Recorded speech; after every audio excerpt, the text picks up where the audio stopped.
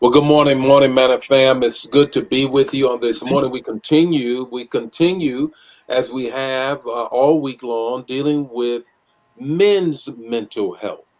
Now, last month it was women. It was not women's mental health. It was Mental Health Month in general.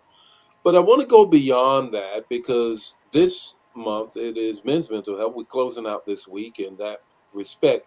He said, "Now, Bishop, other than you trying to sell your book."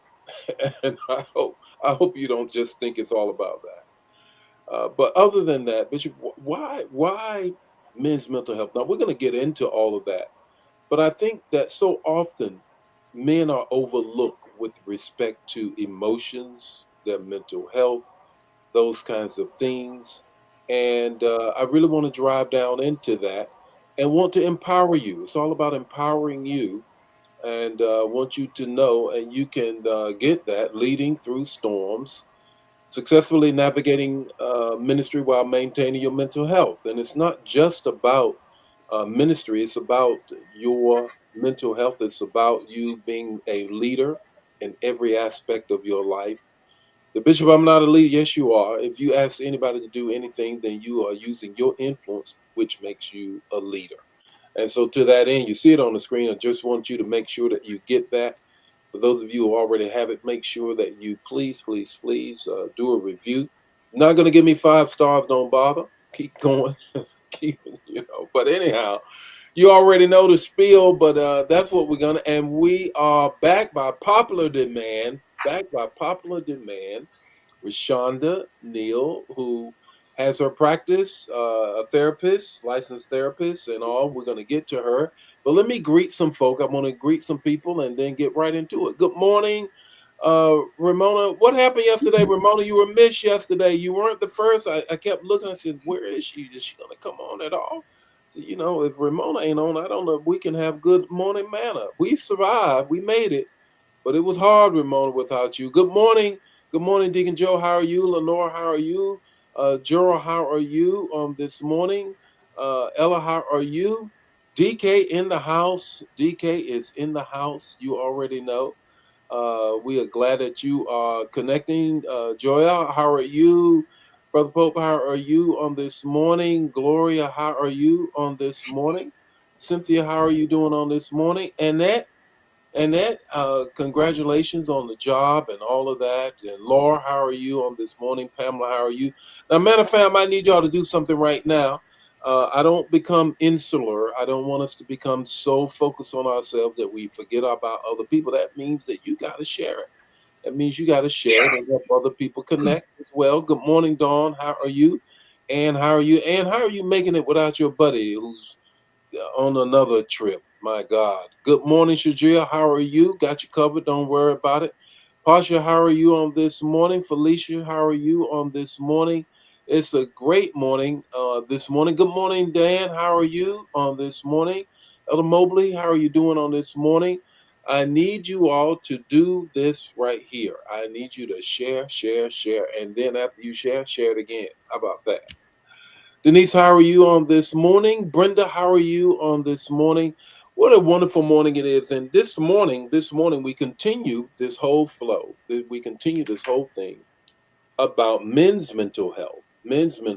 And to that end, it's really going to help you because we have a subject matter expert is in the house, is with us, backed by popular demand. All of them is Roshonda Neal. Welcome, Roshonda. How are you?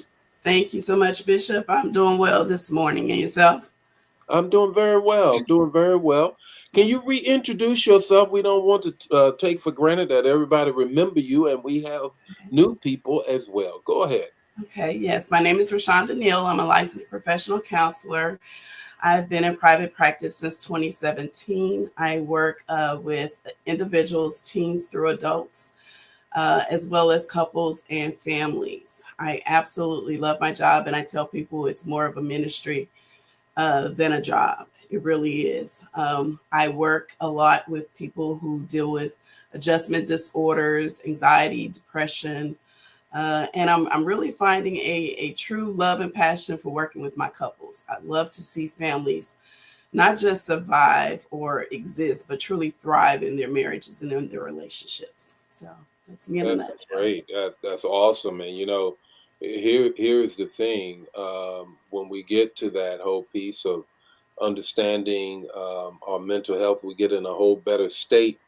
And we're glad that you're connecting. Someone said, I forget who it was, but they said, if you love your job, you'll never work a day in your life. Yes, absolutely. I would agree with that 100%. I as well. I agree with that 100%. If you love your job, you'll never work a day in your life.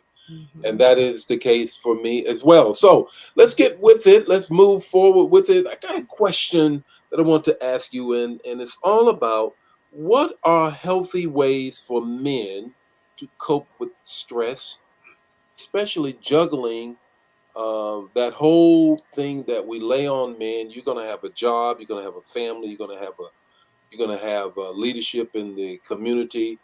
um, how do you juggle that from being the prophet, the priest, the provider, the progenitor, and the Yes. protector of the home? All of those hats that they have to wear. Yes, absolutely.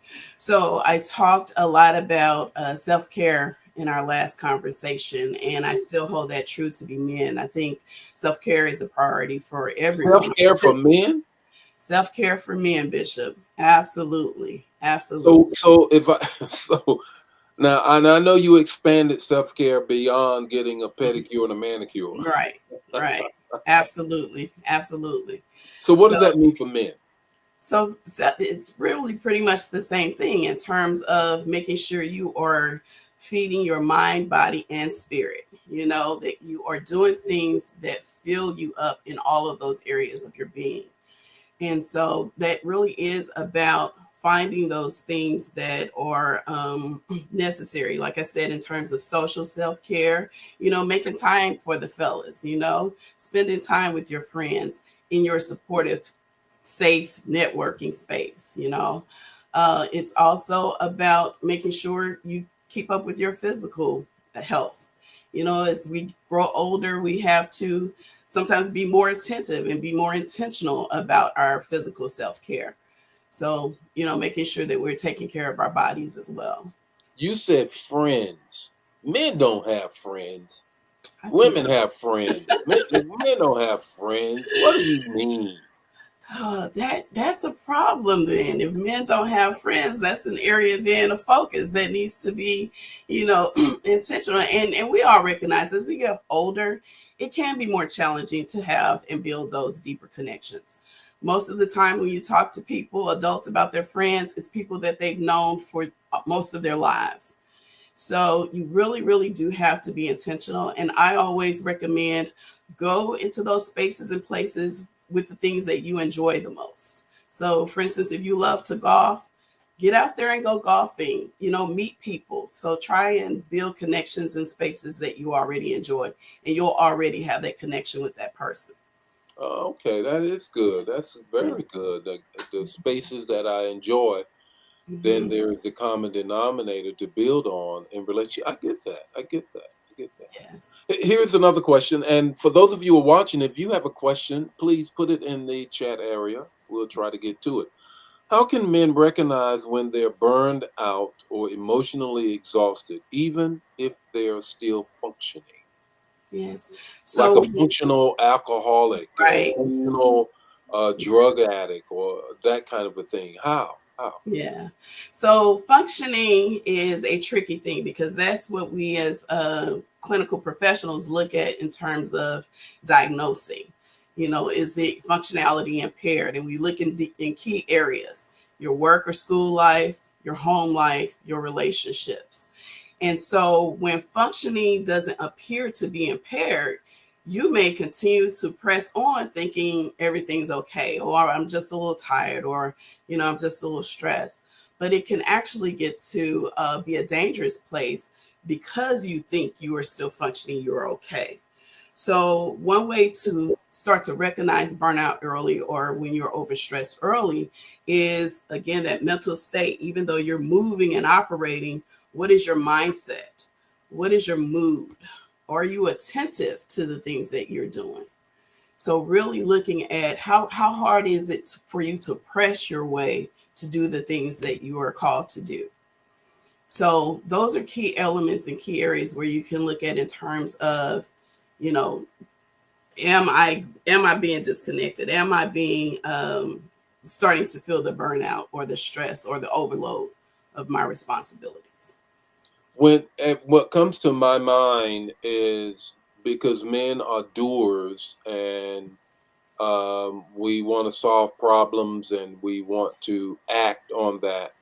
Hmm. Um, it can be deceptive even to those who are in relationship with them. And I'm thinking in terms of those of you who are watching right now, the men in your lives, whether it's your nephew, whether it's your cousin, whether it's your significant other, your husband, maybe it's the man you want to be in relationship with, um, and trying to determine what does that look like, because he's so high functional, Yes.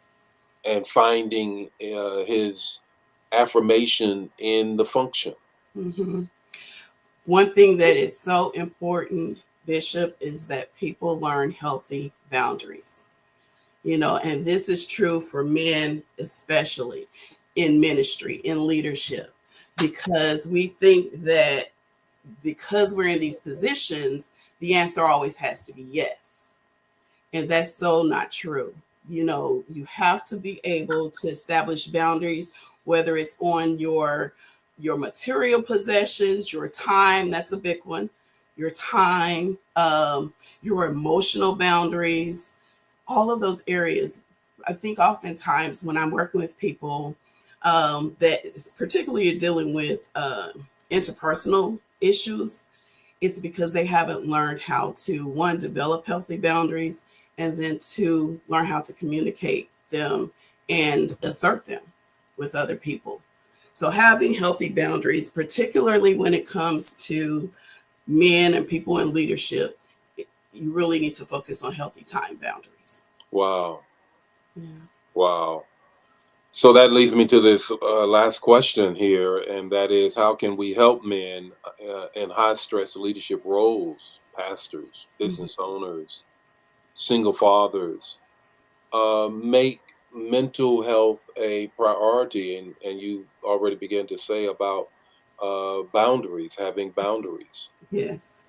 And I would just reiterate making sure that they know how to build those social networks, that people in leadership need to collect or connect with like-minded people.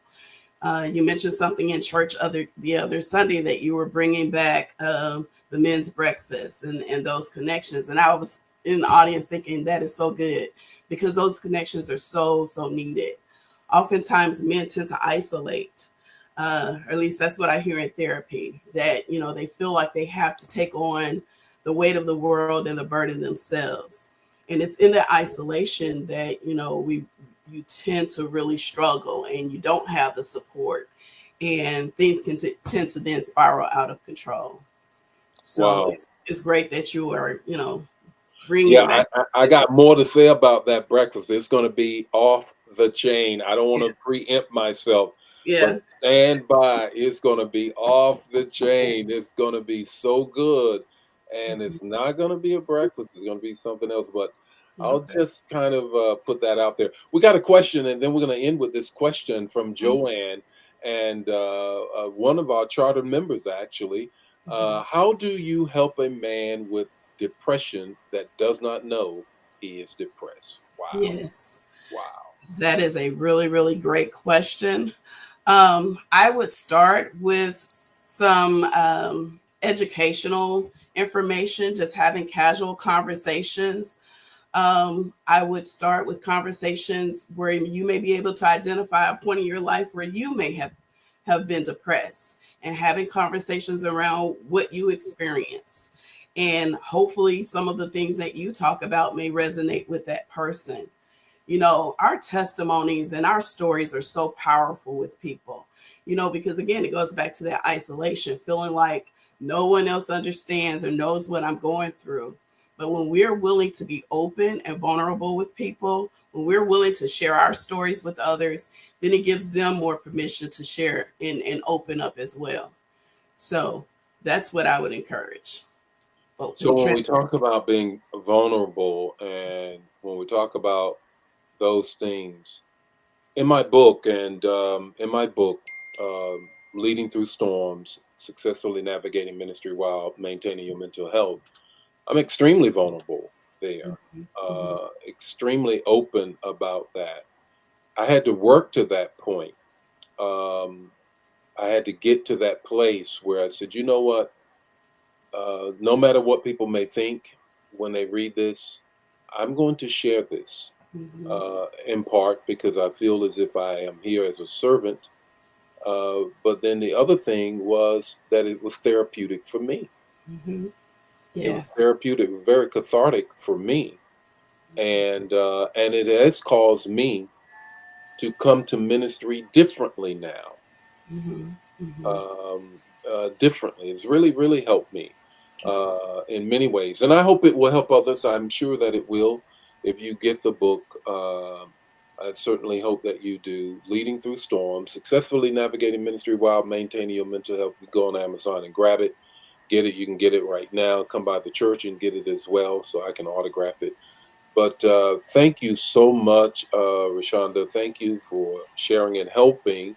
And I can see the comments from those who are saying that this really, really is helping our Morning Manna fam. Now, Manna fam, y'all are the greediest bunch I ever seen. You don't like to share. You just keep stuff to yourself all the time. So make sure you share this, get this word out, and we're going to have it wrap it up tomorrow with Kendra, who was on as well.